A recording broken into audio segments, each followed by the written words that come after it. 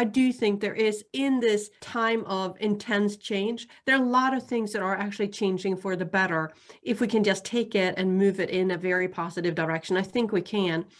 But I think as we're going through the journey, we have to make sure that we take care of sort of the pitfalls too. And one of them, and one of the catalysts for turnover, is burnout. But I think the well-being of our employees and the people we work with is so important, and we have to take that into consideration and figure out a way to move that to a better place. The burnout, the fact that people around you are leaving, puts a lot of extra pressure on the ones that are still there from a workload perspective and stress in general. So that is a cost, a human cost. But then we have some other costs that we also need to think through. Morale. When people around you leave, you start thinking, ooh, why am I still here? Is something wrong with me? And then that can be a catalyst in itself, right?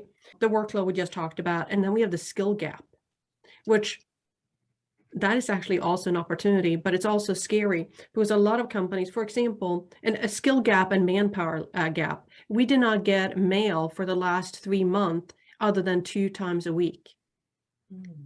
Just because there's just the postal service did not have enough people. Innovation within companies, you're stopping initiatives that are ongoing because there's not enough people to do it. So there's that skill gap, the manpower gap, and then of course the cost to replace people and to train people up again. And I look forward to having more of a conversation around that, because I think there's such positive elements in that, even if it's also a cost.